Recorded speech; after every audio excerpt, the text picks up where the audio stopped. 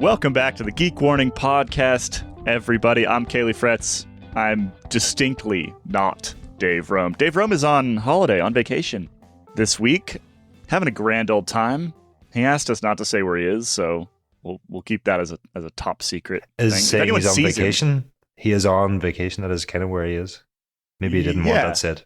No, I think that's probably fine. Well, why else would we be here, Ronan? if Dave is available, then let's be honest, I'm not hosting this podcast. We staged a coup. We staged a coup. Also on the pod with me this week, Ronan McLaughlin. Welcome, Ronan. Thank you. And Zach Edwards back on the pod. Welcome, Zach. Hiya. It's been a while. Yeah. Brad Copeland also not available this week. He's splitting his time between Pennsylvania and DC, and I think he's away from his microphone. It's currently the problem. So this episode's going to be, it's going to be a little bit different because I'm not Dave and Ronan's not Brad and neither is Zach. And it's just going to be a little bit off to the side. But we'll do our best to fill in while those guys are away. We've got I think a pretty interesting show for you. We're going to talk a whole bunch of tires today. We've got, Ronan, you've been looking into some of the really quite fascinating testing and data that's coming out of Parcours, the wheel brand, and some of the testing they're doing along with basically in the wind tunnel and combined with rolling resistance testing to determine, what's best for road tires. We're also going to talk a bit about the ongoing trend, which shows no sign of stopping, toward pretty massive gravel tires. I know that this is a topic that's come up a whole bunch on the show in recent months. We're going to dive into it a little bit more. Ronan, you also have some Zwift news. We're going to have a little bit of what is on our minds. And we've got a PSA at the end of the show. Oh, and of course, because Zach's on, we've got an Ask a Wrench question. As a reminder, if you have a question for our pro wrenches, head over to escapecollective.com/hello and drop your question in there. You could have saved yourself a lot of bother there, Kelly, and said that the voices on this podcast may be different this week, but it's still going to be as geeky as ever. It will be. We're talking tires. Is there a geekier topic to discuss? So, Ronan, let's kick off with this Parcours tire testing that they've been doing. You wrote a story about this last week. We want to go into more detail here on the pod. So, first of all, for anybody who missed that story, what was kind of not completely novel about this testing, but what caught your eye? What was interesting about it? It caught my eye because it was a wheel brand testing tires. They were testing 5 new tires that hadn't been tested since Aero did their last round of tire performance testing. And it thirdly caught my eye because Parcours had taken these new tires to a wind tunnel, Aero tested them that way, and then combined the results with the results from bicyclerolling-resistance.com on rolling resistance to sort of rank those tires based on combined performance. So it's sort of a holistic approach rather than just which is more aero, which is lower rolling resistance. Kind of the important thing as to which is the fastest tire. It has to be said they were mostly time trial tires that might not be of interest to all of us riding regular roads on a regular basis. But that's not always the case either. Yeah, except wasn't it true that Ineos ran basically TT tires through the entire tour?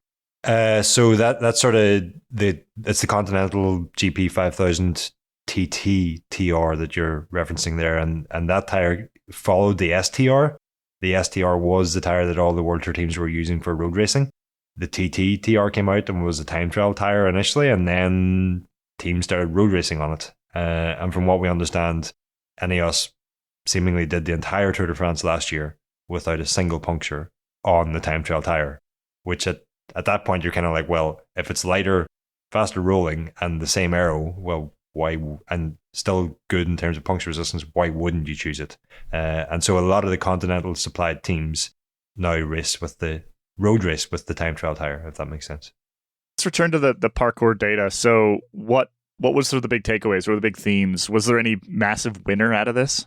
Yes and no. There was no massive winner, but the big takeaway theme is that the ranking of the tires was very, very different depending on which kind of wind conditions, and more specifically the yaw conditions that you're riding in. Anything below 10 degrees. And it's actually, I should back up for a second actually, because as part of this, Parcours had used their own weighted yaw average. Anybody who's ever read anything about aero testing claims will have heard the term weighted yaw average at some point. I might not have paid much attention to it, but basically, as the name suggests, it weights. They'll aero test something across a complete yaw sweep, maybe from -20 to +20 degrees. And then the weighting will apply the yaw angles that are most relevant to riders. Well, Parcours a couple of years ago, preceding all this, had actually fitted anemometers to bikes and done their own real world yaw analysis over the course of like 12 months and various different riders and that to come up with their weighted yaw average. And so what they're sort of saying is, well, our weighted yaw average is based on real world data. And so this is what riders are actually seeing in the real world. So this is a really relevant weighting. And that what that analysis showed them was that the vast majority of riding is done, I think if off the top of my head now, like below 8 degrees of yaw. And in that scenario, the Vittoria Corsa Speed, the new Pro Speed, was the fastest tire it wasn't the fastest aero tire, but when you combine it with its low rolling resistance, it was the fastest overall.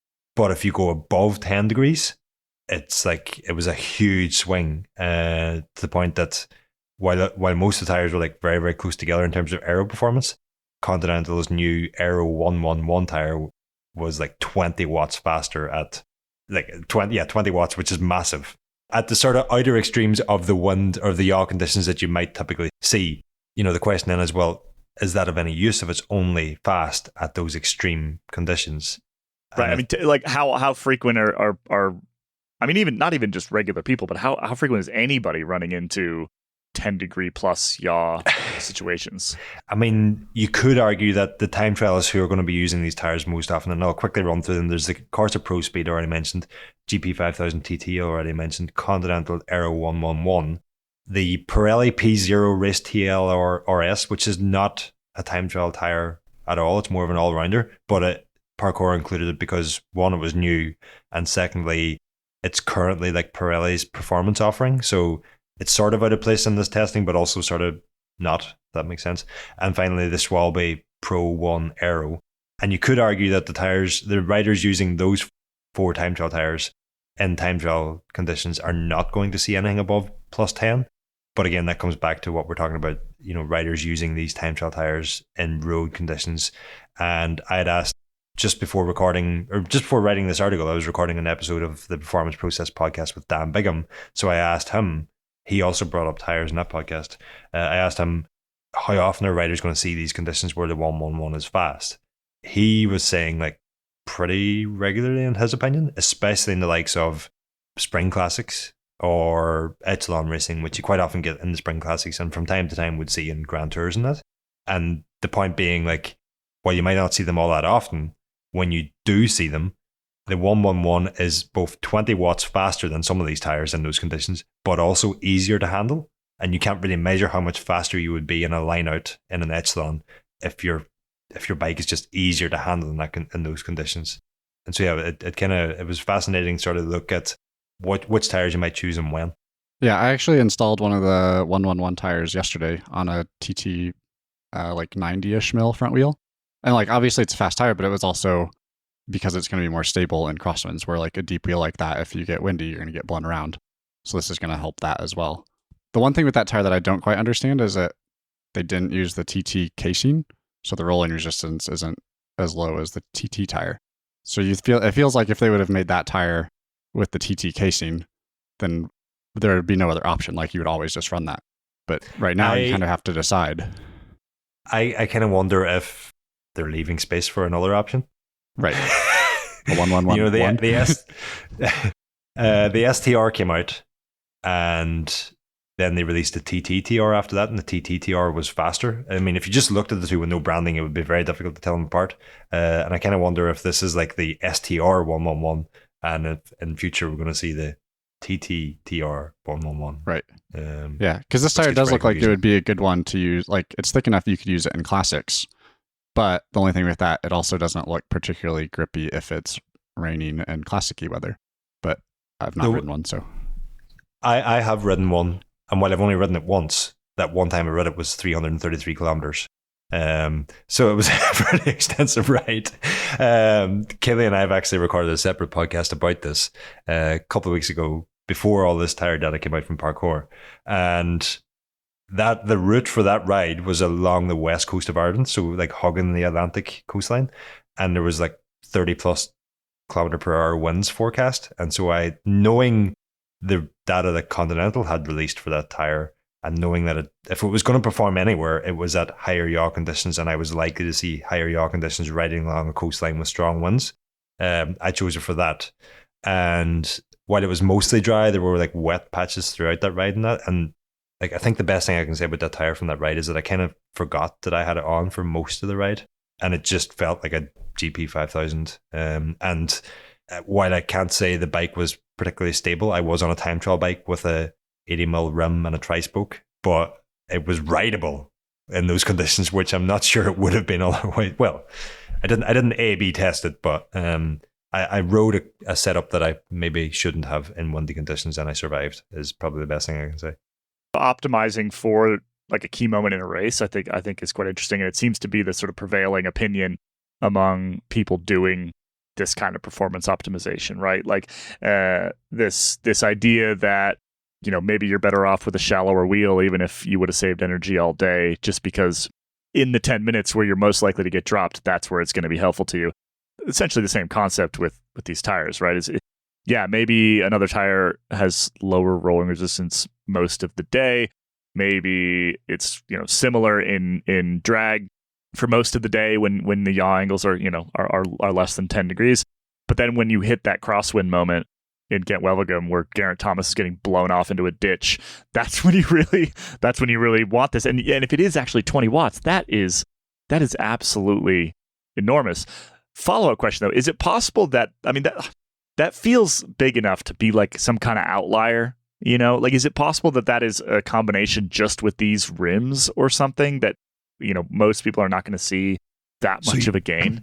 I think when Continental announced the 111 and DT Swiss and Swiss Side, because it was like a partnership that developed it in July at first day Eurobike, and I had looked through the Aero data, like one of the things I had speculated at the time, having not yet ridden the tire or certainly not done any aero testing myself, was that this is maybe a tire that you might not pick for time trials, because that's the scenario where you think you would use an Aero tire, a tire with Aero on the name is going to be for time trials.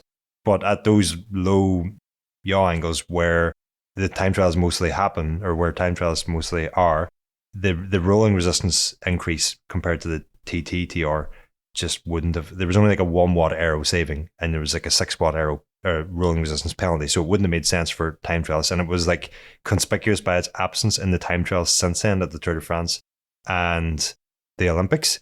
The reason I brought that up was just that was evident from the aero testing data published by Continental. Parcours aero testing data now sort of backs that up. It's the same like 1 or 2 watt penalty at lower yaw angles. It's the same huge saving at higher yaw angles.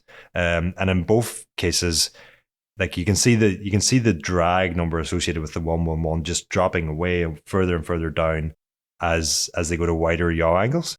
It kind of looks like it just keeps going down to the point where I don't know if you get to like 50 degrees of yaw, do you just like take off like a jumbo jet or something? I'm not sure. But, I mean, you could get like sail effect, right? That's massive, yeah. And that's with the point I was making around about waves, that this seems now like the manufacturer themselves and an independent source of testing are confirming the same thing. Presumably Continental weren't using Parcours wheels. In fact, they definitely weren't. They were probably using DT Swiss or Swiss Side wheels for their testing. Parcours has found the same thing. But I think what's more important than that, is it an outlier? Is it not? Is it 17 watts or is it 20 watts? I think what I really appreciated about this testing was that Parcours, a wheel brand, have taken the time and the money and the effort to go to a wind tunnel to figure out for their customers which tires are fastest on their rims. So you could look at it and go, it's only applicable to Parcours wheels. I think you could probably extrapolate out to other wheels as well. But the most important thing is for the Parcours customer who are out there, they have this data now and they can go, well, for this time trial I'm doing, according to best bike splitter, my windsock or whatever, I'm going to see these yaw angles. Well, I know now that this tire will be fastest in those conditions on that wheel. All right. So based off of this data and you know your experience, give me the best tire for 2 scenarios. 1, best tire for, let's call it like the Kona bike leg, right? Which is often gnarly crosswinds.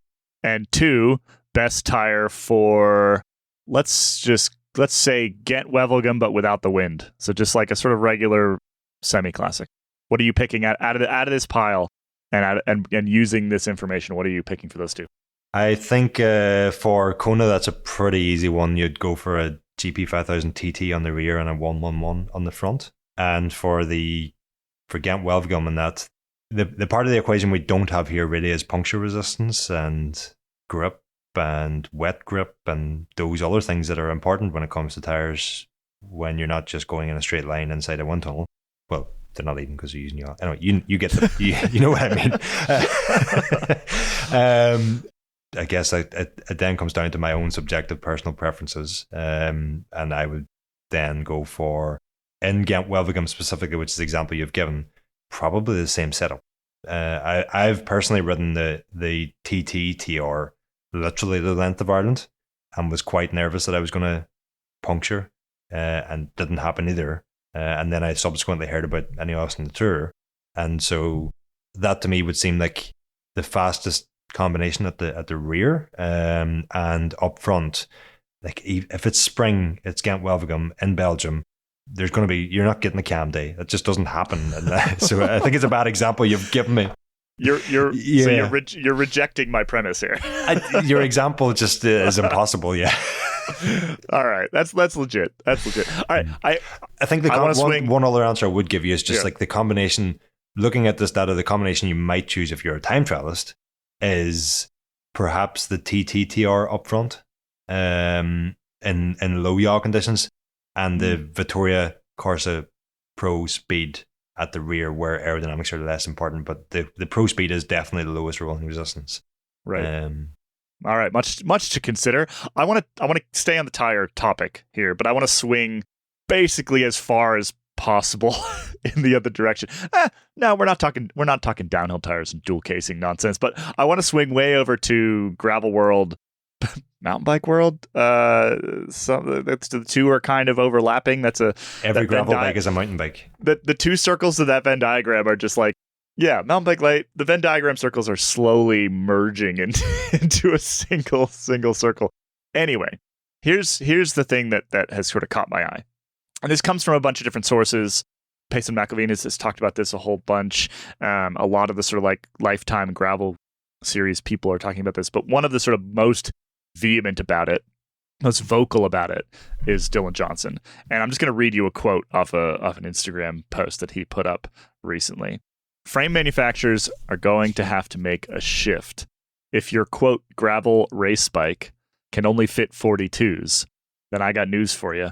That ain't a gravel race bike. Now, this is in the context of basically a lot of these pros doing a lot of their own testing and determining that very, very large tires are fastest for a lot of the gravel racing that is happening, particularly like in the Lifetime series. You're talking Unbound and races like that.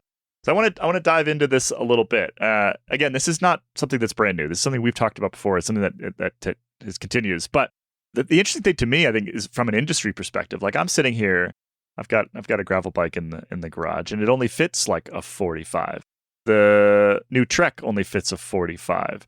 It feels like the industry is actually kind of behind right now. If this is true, and if these pros are determining that, you know, a 50 mil plus tires is the way to go more often than not, the industry's, it's going to take them a whole product cycle to catch up, isn't it? I think it's interesting, and I feel like there should be some differentiation of like, this is a gravel race bike for professional gravel racers that are trying to go really fast versus like, this is a gravel bike for the average person and what their needs are. Because I feel like the needs are vastly different.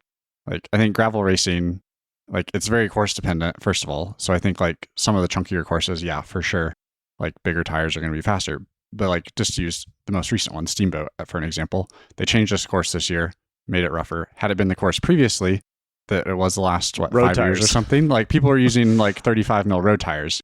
And yeah, so you can't just like blanket statement say every gravel bike should have a mountain bike tire. But then like on the flip side, what the average person is doing, like around here, like Caley, you don't live here anymore, but you've ridden everything around here. Like primarily every road around here that's dirt is very, very smooth and road bikeable.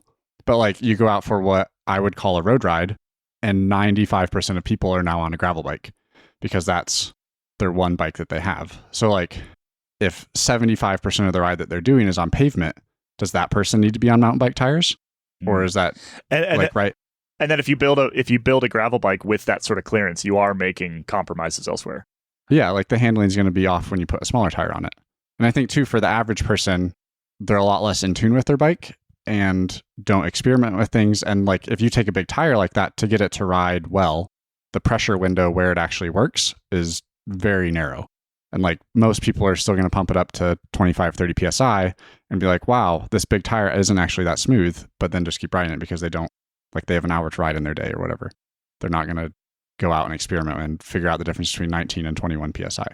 I've kind of found myself, like if I take the gravel we have around here, I'm kind of thinking to myself, like, regardless of your racing or recreational riding or whatever, wider is going to be better. And so the differentiation between, it's kind of like, for a while I was like, the racing pros want wider, the general rider doesn't really, but actually could both camps benefit from having wider clearance? But I mean, I totally agree. There are side effects that may be less desirable than simply having to run a slightly narrower tire. I mean, I think on a positive, bigger tires is more comfortable. So then we can do away with gravel bikes with suspension. Although that's the other thing that a bunch of the sort of lifetime pros have been experimenting with.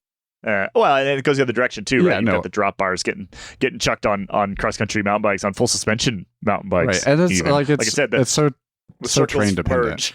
Yeah, it's just funny.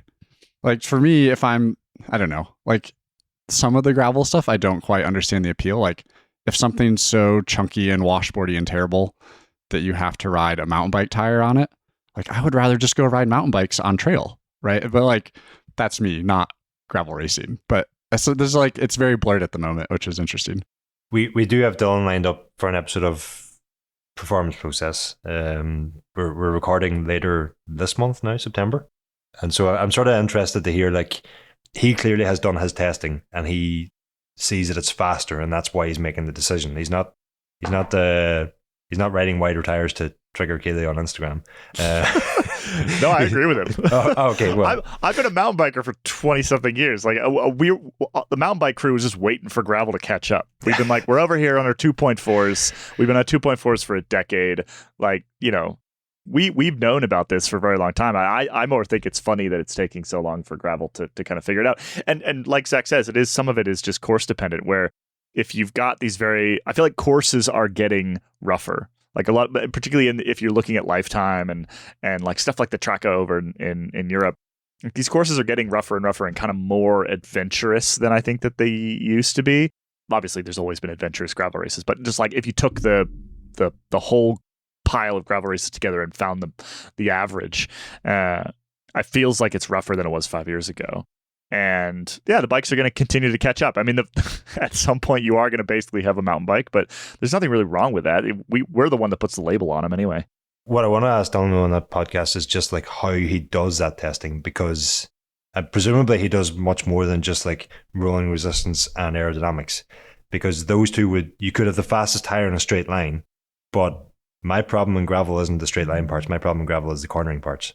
And the fastest lowest rolling resistance tire might not be the fastest cornering tire. Is kind of so. And then you've also got the whole question about puncture resistance is obviously a heck of a lot more important in the races he's doing than everything we just talked about, the tires that Parcours had in their testing. So yeah. Right, like the Maxxis tire that all the mountain bike guys are using for like Leadville and stuff is the Aspen ST, which is essentially a gravel tire and a 2.4.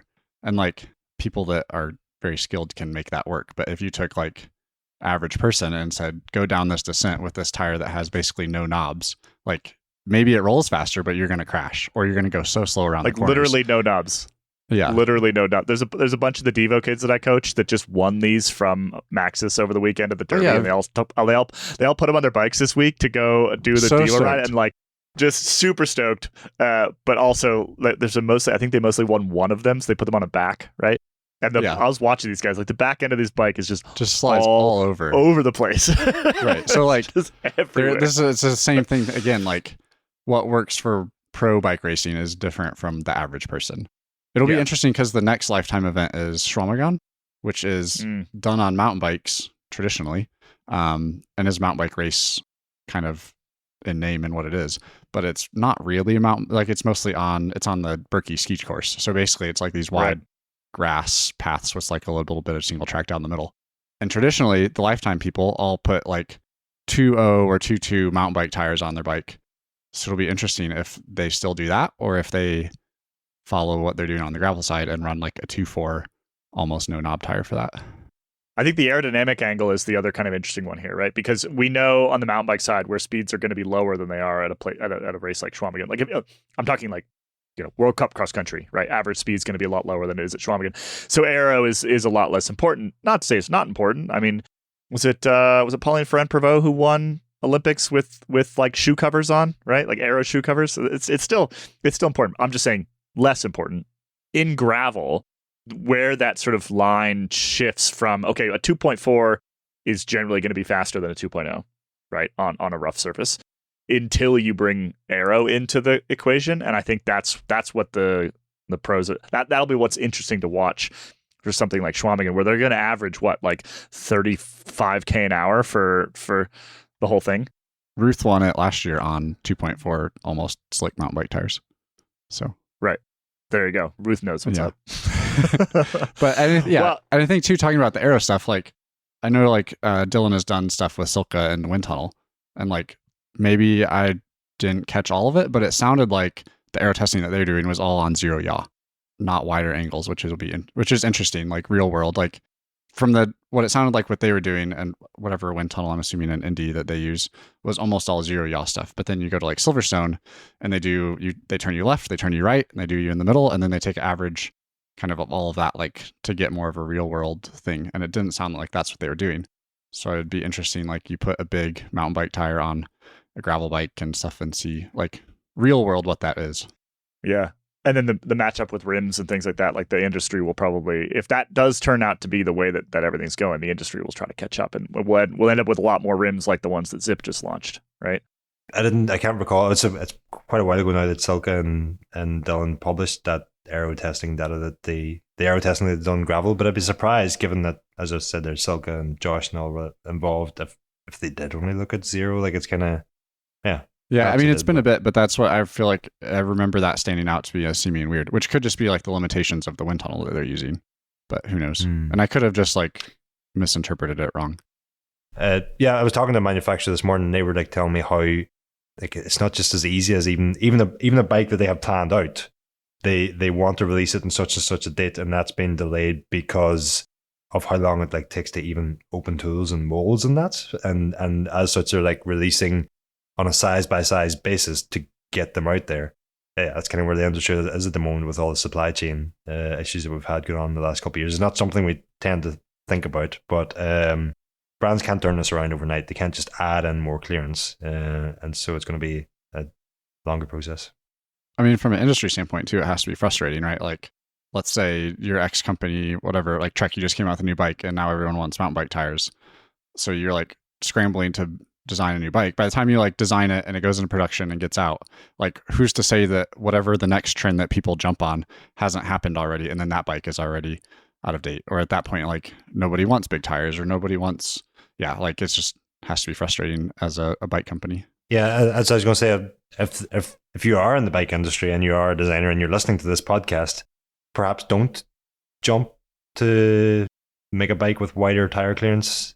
How about we wait for a little bit, and at the same time as we're going to introduce frames with larger clearance, we also just make the shift that we need to make in terms of geometry also, because if you look at Dylan's bike, it's not just wider tires that he is running very different to a lot of other riders. It's like his position, very, very progressive sort of position. And saddle slam forward, the whole bunch of things that are unusual. There are geometry tweaks that could be made that could help him adopt that position. Of course, we shouldn't be making a bike just for Dylan Johnson, but that's a trend across road, gravel, everywhere at this point. How about we just do like Surly, who just released the new Moonlander stuff, and we just go straight to 24 by 6.2. I did have the thought, like, it's all good. At Steamboat, I had the thought that like everyone is running these big tires because Dylan and Keegan are running them. And I feel like Keegan's going to win regardless. So part of me is like, I wonder if Keegan's just fucking with people just to like put them on something different when he could just win on literally any use of bike. Well, I mean, that's kind of, I don't think he's messing with No, I know he's heads, not actually, but he definitely no, should. but it is part of like his tire choices. Like he knows he's the strongest there anyway, so he can err on the side of tire that's maybe slower, but is not going to puncture, is not going to flat, is not going to take him out of the race. Right, which is the same at him at Leadville, right? Like he can take that risk of running a bike that doesn't handle well, potentially, or like is unproven, right, in that race with drop bars, and then but because he's so strong that like he's probably still going to win regardless. Before you move on, and he's more likely to be solo, right? Yeah, where you can take your own line and like not have to worry about flats and stuff like that. Yeah. Well, I think that's enough on tires. We've got like 3/4 of an episode already on tires, but we love tires. Tires are super fun to talk about. Like the most important thing. Let's take a quick break. When we come back, Zwift. All right, welcome back, everybody. All right, so Ronan, bit of news out of Zwift, a bit of hardware news out of Zwift. Give me the update. Give me a quick update. I mean, I think the major news is Zwift is 10 years old. It's a 10th anniversary, which, I mean... I went to the launch of it. Wow. I was there in San Francisco. So I got invited, and I was like, what the hell is this? I mean, I have to be honest, that was my initial response. It's like, I got on, I'm in street clothes. I'm in, like, they put flat pedals on a trainer, bike on a trainer. And I was like, oh, this is kind of like Mario Kart. Just sort of Mario Karting around. And I think I made the same dumb joke about wanting, turtle shells and things like that over and over again. But yeah, it's been 10 years is actually, it's impressive for them. They've have a more dramatic impact on cycling in general than I think if you just look at the bike industry, you'd give them credit for, wouldn't you? Yeah. So what's new? I mean, I was sorry, you lost me for a second. I was just calculating, like, you probably went to school for 10 years, and that was 10 years ago. So we can safely assume you're at least 20. But anyway. I was in my mid-20s at the Zwift launch. Okay, you weren't 10. Yes. I was not 10. Okay. You're talking about Mario Kart, so. I'm not sure. It's like they do this thing every year this season in Zwift. They unveil, like, the race plans and the new updates to the Zwift world. They do have, like, new maps, new routes, whatever you call them, coming. It's expanded the Zwift Click virtual shifting and Zwift Cog. If you think back to the Zwift Hub 1 single sprocket system that they introduced a couple of years ago, that's now compatible with a wider range of trainers, not just Zwift ones previously or Wahoo ones now, but from other manufacturers. And they're also including backwards compatibility with some older trainers as well. The Zwift Ride frame, like the frame that attaches to their trainers, that is now available separately, and it has Zwift Cog 2. It's like an updated one that has got slightly more adjustability to it.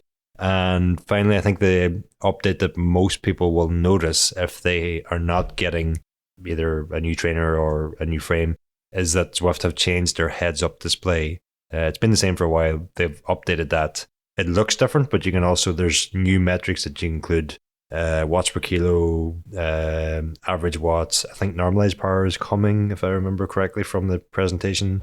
Heart rate, yeah, there's updates to the heads-up display that both look better and offer more functionality. But yeah, those are the highlights. Interestingly, though, we're talking about this on the eve of the first non-Zwift based UCI Esports World Championships kicking off. And so that's kind of 10 years ago, you were like, what the hell is this thing? And now there's like countless other players. And the main one, the one that has been the main one for a long time, doesn't have the World Championships anymore. Somebody came in with some cash. Likely. Very likely.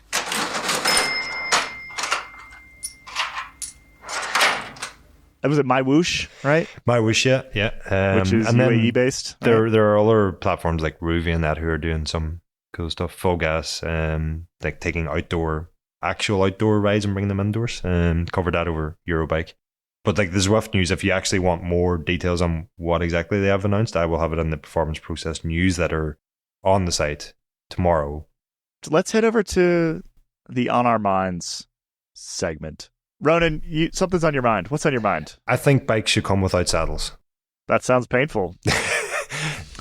The idea being you would add your own saddle, because that's what I would have said that's what most people do anyway. But a conversation I had with a bike manufacturer recently, data they have suggests that 95% of the bikes they sell have the saddles replaced almost immediately. This must be high-end manufacturer, right? Yes. Like, because, there's no one's out here changing Trek 4300 mountain bike saddles. It's not happening. No, this premium road. Yeah. And they didn't give me this information that I could like share it, so I don't want to like name the brand. They didn't say I couldn't, but like it was. Yeah. I don't know how rigorous their data collection was. Is it actually 94.5% or is it actually 95%? But my point being. And the reason being, most, but also the reason I think this is important is because some of the saddles that are coming on bikes these days, carbon rails, 3D printed covers, carbon shells, the whole works, these are adding considerable price to bikes that are already increasing in price quite considerably.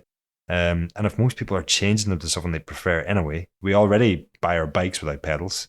Yeah. But like, where do you draw the line? Like do you stock or like sell high-end bikes without handlebars because people choose different widths? Or like maybe no seat posts because some people need a zero offset and some people need a setback?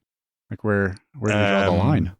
I think the line there has been drawn for us because like all the manufacturers go into proprietary handlebar and stem. Which is even more reason that they shouldn't come with handlebars.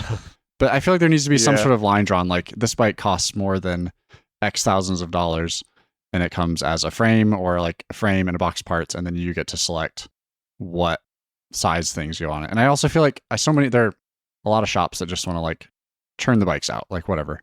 But I also feel like if you're selling a $12,000 bicycle, you should want to be building it properly, not it being built like in a factory.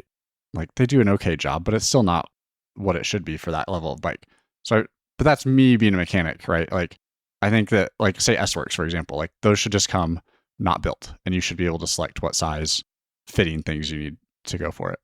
I can hear a whole bunch of product managers just like ripping their hair out about SKUs and which is fine. Things that would make that really difficult. But that's their problem, not our problem. Then don't sell $15,000 bikes. Like we're here to come up with like ideas. If you're buying like to consumer. Use like equivalent, like you're buying a Porsche 911, you get to pick what color seats are in it. You get to pick all these different things. Like why can't you do that for the equivalent level of bike? I almost accidentally added a reversing beep to my truck because it's often a commercial truck. That would have been terrible. And I accidentally selected that and then caught it the last second. Yeah, so every time I reversed, I would have been like beep, beep, beep if I hadn't caught it. But anyway, my point being, I had options. Right. Like why don't we have options for bikes above a certain price point? Like I don't think like every bike should be that way, but like if you're buying a premium product. I have to interrupt you, Zach, because that is definitely another on my mind. Like it's especially the Aero bikes we're getting these days, when you can't spec your stem length in that. I mean, you could completely negate the Aero gains of a new frame by setting too upright or whatever, or even too low or too long. Or you should be able to spec the handlebar width and the stem length that you need for a performance bicycle. But I want to get back to saddles because I think, while I take your point, I think seat posts and handlebars we're beyond saving there. I think we're doomed, and the saddle could be our last hill to die on. So I think we should aim for. I don't know if there's some like regulation. I briefly tried to check with a couple of manufacturers and nobody really knew. Is there like a regulation where you have to supply a saddle on a bicycle or something the way you have to do with like reflectors and that in the UK? But like if you think about performance cycling shoes, most of them come with like this liner thing that's not really an insole. And is there something along those lines where if you don't really care, you could just get this liner thing that is supplied on your bikes? And we all accept that. But if you do care, then you can. I mean, I feel like that was like a trend with pedals for a while. Like high-end bikes would still come with like really cheap plastic pedals. Yeah. But that doesn't seem like those. I think they have to. Like, but they don't really anymore. But for a while, it seemed like that was definitely a thing. So like, why can't we do the same thing with saddles? There's also like, we don't know enough about this. We should probably ask somebody because there can be some weird things. Like if you're not importing a complete bike, the tax implications or the duties could be completely different. Right. Like there's a bunch of stuff depending on the country. Like I think that might have been part of the reason for including pedals in bikes for a while, is that it would make the tax Which burden is so slightly stupid. lower. But that's not really very much not my area of expertise. I just know that it is relevant that like some federal statute somewhere is like, yeah, if you bring in a bike without pedals, it costs an extra 20% in taxes or whatever the number is. Something silly like that. I generally agree that, yeah, high-end bikes, if 95% of people are swapping the saddle out, just either sell it without saddle or sell it with like a $5 saddle that just sits on there. Something that so you is could like ride it around the parking lot or whatever, you're going to do your little test ride on it. If we could get something that is like, I don't know, could we go to Sell Italia and go, that SLR that you had 30 years ago, can we all use that? I love that saddle. Oh, so terrible. On the shop floor, it looks like a complete bike. It's a decent looking saddle. Presumably at this point you could get that design and make it for pretty cheap. The one major issue I think with my whole wish here is that for some brands, like take Specialized for example, I mean their saddles are popular across bikes, not just Specialized. They're in demand saddles. Caley, you had just said before we have recorded that you like the Mur. That's how I say it too. Yeah. Okay. But they're also like I don't know what the exact term is, but they're like a profit center or whatever for like. Oh yeah. And so like yes, they make damn good saddles, but they also make money off those saddles, and they're not going to want to replace them with some cheap alternative that's just ticking a box. Which for like, I'm looking at some of the review bikes I have here now. I don't think there's a saddle here under like £200, and they're all good looking saddles, and I'm sure for some people's rear ends are quite comfortable, but they're not the saddle I would choose if I was spending all that money on that bike, and I just want to be able to not spend or not have to spend money on something I don't want. Yeah, basically, like I feel conflicted though with this because I Specialized, they come out with an S-Works that costs $15,000 and it has the normal S-Works saddle on it, not the Mir one. And I'm like, for $15,000, it should come with the best stuff. Like I shouldn't be able to upgrade this bike at all, but it still comes with the $300 saddle instead of the $500 saddle. Even if that $500 saddle is not the right one for everyone, to me, I'm like, it costs so much. It should just come with all of the things. But or every single Specialized shop should be willing to replace it with any other Specialized saddle for free. Like you've bought this level of bike, any of the Specialized saddles we can swap out with, right? But then that also is like SKUs and inventory, and people don't want to deal with that. Yeah, that's not our problem, right? No, that's somebody else's problem. All right, I think that was a good thing to have on your mind, Ronan. Do we have anything else? Did you have something on your mind, or are we? I do actually, Ronan. I have something on my mind. I posted about this on Instagram yesterday, and basically I'm getting a new mountain bike, or I have a new mountain bike, and I've been on the same Epic Evo, Specialized Epic Evo, for a couple years now. Got it kind of end of the pandemic. It's actually, I think, a bit small for me. It's a medium, but I got it in that period of the bike industry where like bikes didn't exist. I think I literally got the last Epic Evo in North America at the time. So I was like, all right, it's medium. I'll just put a slightly longer stem on and we'll be fine. So anyway, new bike time. I was sort of poking around and trying to find something with geometry I liked, and also something that was not a bajillion dollars. And a Cervelo ZFS 5 is what I'm currently building. You can buy this whole bike, complete bike, for $3,300, and it's like a really nice frame. Granted, all aluminum parts, GX mechanical, like pretty heavy wheels, no dropper post, which is a completely insane spec decision for a 120 mil bike. I've already fixed that. Anyway, have this bike sitting here. I'm going to slowly change it. It's totally rideable right now, right? Like it's just sort of lower end parts. Going to slowly be updating it over the course of the winter. I don't ride mountain bikes in the winter here because it snows and all the trails are covered in snow, and I ski. So I've got till kind of like next spring is my deadline for, all right, this bike is perfect and how I want it. I've got a bunch of kind of questions on this. The biggest of which is, well, three of them: suspension choice, brake choice, and drivetrain choice. All of those things are going to be replaced sometime in the next 6 months or so. So basically, you should have gotten a frame. I tried. I couldn't get one. That's why I was like, I'll get the whole thing. I mean, you're really looking at Zach here for the answers on that knobbly tire bike stuff. But I like what you're doing here. It's something I've done a lot of in the past. You buy like a lower end bike. The first gravel bike I got was like a giant Tough Road, and it came with like Giants Connect stem thing that like switched mechanical brake levers Oh yeah, into we hydraulic. tested some of those. Yeah. That was bad news. That was bad news. Those were terrible. But Yeah. but I knew that buying it, and the idea was, well, here's a bike that I can afford, fits within either what I've got saved or bike to work schemes or whatever it might be, and then you can slowly upgrade it. And when I sold that bike a couple of years ago at this point, it had like Ultegra Di2 and nicer wheels and better tires and power meter cranks and everything that I had upgraded. But I had I'm interested to hear that you're planning to immediately change these things, because my approach there was this gravel bike in its standard spec will do me for the first winter, at which point these lower end components will probably be worn out given Irish winters. Then I upgrade and build from there. Well, it will be slow. Like I think the drivetrain might be last, to be honest, because even though that's sort of like the most obvious lower end thing on this bike, because just to be clear, like the frame set, it's the same as you would find on the $10,000+ version, right? It's just got cheaper parts hanging off of it.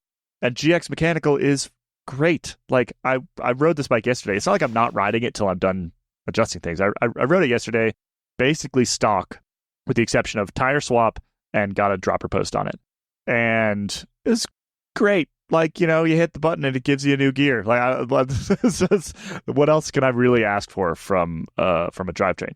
But I do. There's a couple issues with that. The brakes, I think, are garbage. They're the level, like, single pot, or I guess dual piston brakes. I think dual piston brakes on mountain bikes are stupid. I think you need more power than that. I like the feel of Shimano brakes on the mountain bike more. I like the feel of SRAM brakes on the road and Shimano brakes on the mountain bike. I'm tempted by Axis and like the bzz, bzz, and that seems kind of fun, but also hate batteries with every fiber of my being. So I have conundrums coming out my ears, is basically what I'm saying. You've already done it wrong. Every time I do this with bikes a lot, but I always just like pull that stuff off that you're not going to use immediately so that it's still new when you sell it. Because now you have like a GX derailleur that already isn't worth that much, and now you're very lightly used GX now making it worth basically nothing. Well, but I'll sell the whole Epic. So like that's funding this, right? It will fund most of what I need here. So wheels and suspension are probably the biggest things that are going to make the improvements, right? Like, because it comes with pretty cheap suspension stuff. So like having a nice snappy wheel set that's not going to explode on you, and then suspension that actually does what suspension is supposed to do. And then some new FSA carbon wheels just showed up in my garage, and I'm intrigued by them. I feel like they showed up for testing. You are likely to break those. Well, we'll see. I'm pretty light on wheels, actually. It's quite rocky in Durango. It is quite rocky, but I am smooth like butter, Zach. You know this about me. I mean, I would consider myself fairly smooth as well, but I also tend to break wheels. All right. Let's to keep this as sort of narrow as possible. Yep. Give me your opinion, Zach. Okay, so if I'm choosing SRAM, or we'll go sort of piece by piece. SRAM or Shimano brakes, what are you picking? Ooh, Shimano. I mean, Shimano in general across the mountain bike side is just so it's all 5 years old. Like specifically so let me just like I need to describe like what I'm riding cross country trail up, right? And like I've been a mountain biker for 25 years. And you rip down. I'm pretty good at it. I go downhill quite fast, and I want a bike that will allow me to keep up with the youths that I coach, because they beat my face in on a regular basis, and occasionally race sort of like cross country-esque kind of races. That's my use case. So brakes, you're saying Shimano? No, well, I'm saying just Shimano across the board is all quite outdated at the point. Yeah, like the brakes work really well. The brakes work really, really well. They do have a wandering bite point, which is infuriating. Yeah. I'd say your SRAM brakes, you could improve them by doing metallic pads and the HS2 rotors, which give it a fair bit more bite. They feel garbage. Yeah. They're like, maybe I'm coming off of 4-piston XTRs, but I'm like, then yeah. I literally grabbed the rear. I grabbed the rear with like the amount of pressure that I think I should need to like, basically tap the back end of my bike around. No. And it doesn't do anything. Because those are like low level. Absolutely nothing. Yeah. They're not great brakes. No. I feel like I'm sure that SRAM makes better ones, but I feel like part of me is conflicted about this, because traditionally Shimano brakes far superior, but Shimano drivetrains right now, unless you just hate batteries, are so far behind And like part of me Right. hates mixing and matching things. I have this problem as well. Right. Yeah. So a like, lot of people were suggesting this on Instagram, that I should just like get over myself and run Shimano brakes on a SRAM drivetrain. And it would hurt my soul just a tiny like little I would bit. rather do like, if you refuse to run SRAM brakes, which aren't bad, like you could do their 4-piston XC brake. Yeah. But like I would rather do like Hope or something over putting a SRAM drivetrain Mm. with a Shimano brake. Ooh. And then you get Ano, That's an so interesting you idea. could do bling. I like that idea. Yeah. Are they good though? Yeah. Or are they yeah, just they're pretty? they're quite good and they're pretty. Okay.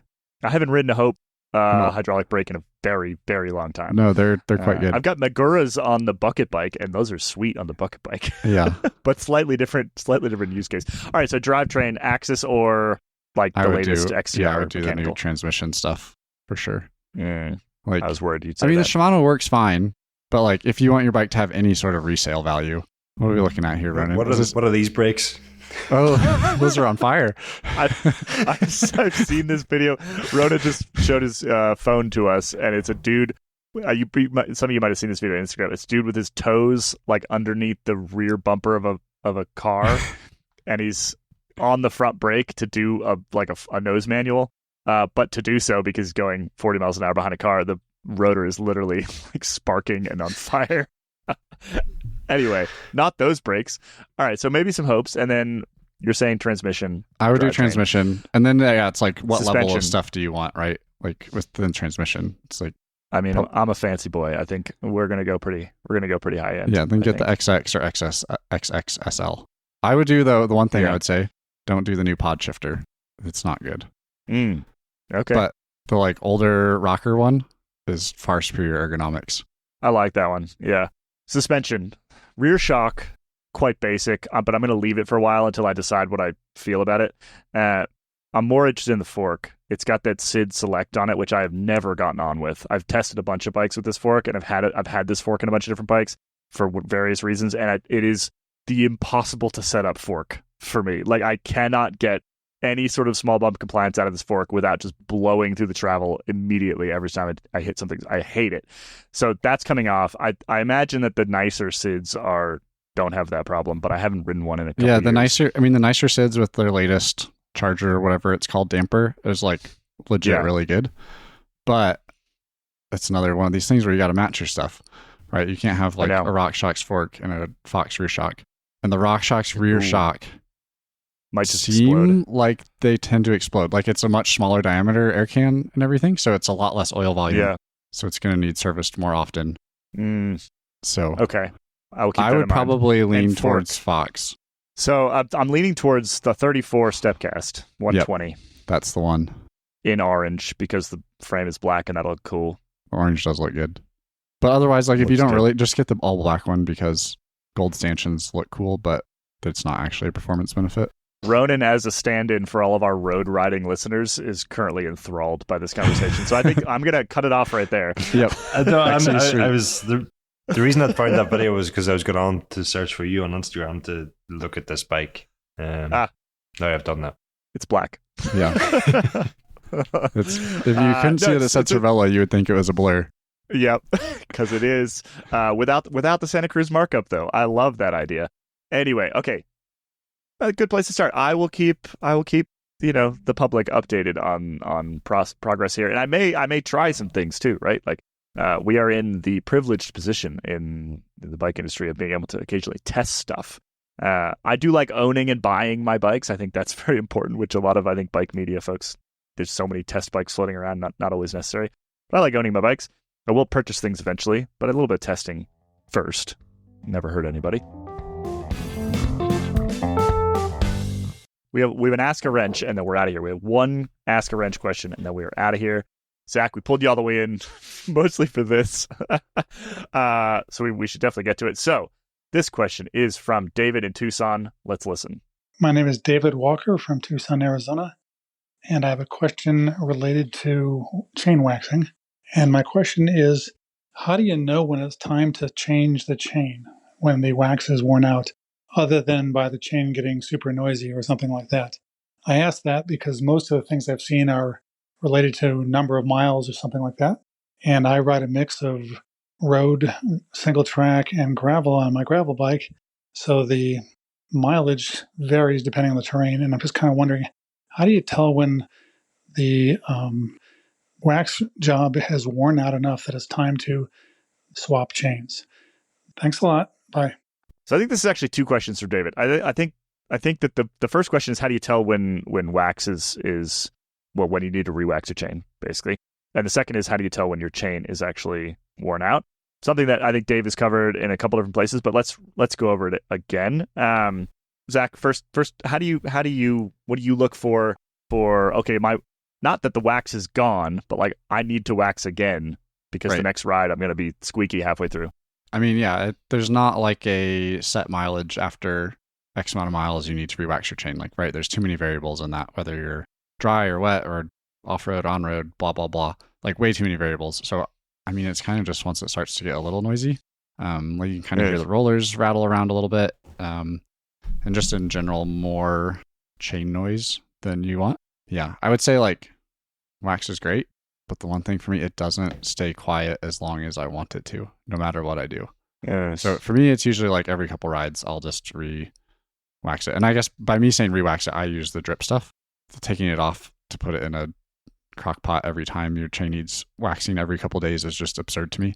When you can just like run some drip lube on the chain a couple times, back like rotations, and then just let it sit overnight, and then you're fine. I don't know why you would ever want to do anything other than that.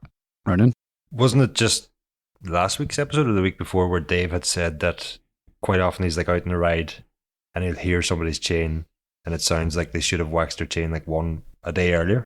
They were a day late, so perhaps the answer is just yesterday. Yeah, a ride sooner than you think. Yes. Yeah, I mean, around here, the dust on our mountain bike trails absolutely eats everything you put on a chain, right? Like wax is the only option, but even wax doesn't last very long at all. And I tend to wax. It's really like it's every sort of like 2.5 hours of riding in the middle of summer when it's really, really dusty. And that's often every ride, right? Like if I go to a 2-hour ride in the afternoon, like I'm just going to do it again after every single ride. And obviously it's a your mileage will vary kind of scenario. Like I wax with a crockpot chains from my dad.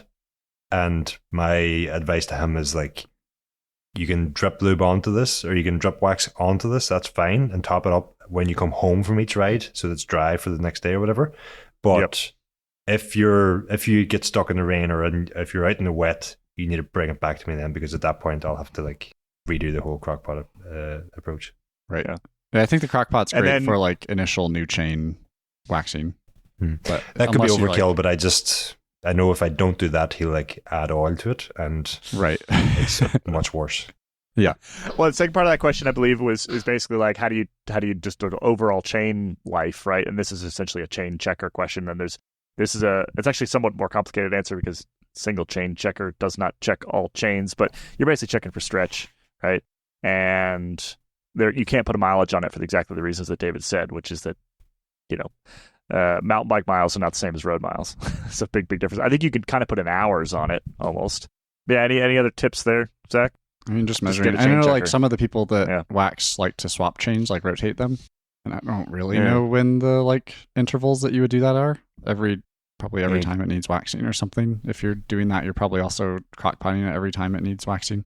It just seems like a lot more faff that you don't need to do. Yeah. But yeah, otherwise, just when things are starting to get measure being worn. And I would err on the shorter side of things because cassettes and chain rings these days are really expensive. Yes. I feel badly outnumbered here in that, they're you two guys who like just, you may drip wax, but you're not going to go to the effort of waxing. And if Dave was here, I can see this being a much more heated debate. And I forgot to mention that. Like I said, I think I totally the hot forgot waxing, to mention that no one should use torque wrenches. I forgot to mention that today. Now that I'm no back torque on the wrenches, mic. always a hammer. So, yes, I'm kind of serious about the torque wrench one. I in the last 6 months, I have watched more people break things with torque wrenches than I have literally ever broken with that one. I am convinced that the poor use of a torque wrench is actually worse than just tightening things until it's tight. You don't use a torque wrench poorly. But everyone does. Why? It's not that hard. I'm just saying. Well, so when you get new handlebars, for your mountain bike, a mutual friend, Zach, a mutual friend of ours. Oh, I know this friend. Did he break something? Was here last weekend, and he broke a seat-post collar No, with that's a not torque surprising. wrench that I handed him. That's not surprising. So when And you it get new broke handlebars well for your mountain below- bike, Yeah, I will tighten it with my hand torque wrench. Hmm. David, if we didn't understand your question, I really apologize. Send it in again. Can I if we also just didn't say, actually David, answer. if you would prefer that Dave answers your question, let us know and we'll have him answer it on a future episode also. We'll have him. He'll be back in 2 weeks. Well, I hope everybody enjoyed this fill-in episode. We did our best to provide you with a bit of geekery in the areas in which we like talking about geekery. So, like I said, a little bit different from Dave, but no less geeky. Some group of this will be back next week. I think Brad Copeland will also be back next week. And then 2 weeks from now, Dave will return. So if you want us to talk about something in particular, not even just for Ask a Wrench, but if you just have like a topic for this pod, send it in a voice note. escapecollective.com/hello. When you go to that page, you can click the little geek warning button so that it goes in the right folder for us, so it's easier for us to find that. That's quite important, actually. And let us know that you want us to cover a particular topic. If it can either be a question or a comment or a statement or whatever you want, send us a voice note. And with that, we're going to wrap up for today. Thanks for joining again, Zach, and thanks, Ronan. Hey, do you want to talk about performance process before we wrap up? What do we got? We got Dan Bigham coming up. We got Dylan Johnson coming up. What else we got? I can't really say what else we got coming up because I don't really want to. It's top secret. It's not top secret, but it's a. Let's pretend it's top secret. Yeah, I suppose it is top secret if I can't talk about it. Interesting things coming up. And of course, Performance Process is for members only. So head to escapecollective.com/join. Get yourself in the door. You get the extra premium episodes of this podcast, plus Performance Process, plus all sorts of other stuff, plus no paywall on the website. Go do it now. Perhaps I will just wrap up by saying that with Performance Process being a members only podcast, the free non-members version, and there could be some non-members listening to this podcast, you typically only get half of the podcast. Now I can't remember exactly where that is, but knowing the total length of the episode with Dan Bigham, that means that you might still get like close to an hour's worth of Dan Bigham if you only get half for free. So if you don't use it, listen to that podcast because you don't get the whole thing and you're not a member, first of all, become a member. But if you can't do that right now, tomorrow's teaser is well worth dropping into because there's plenty of it. All right. With that, we will be back next week with Brad. We'll see you then.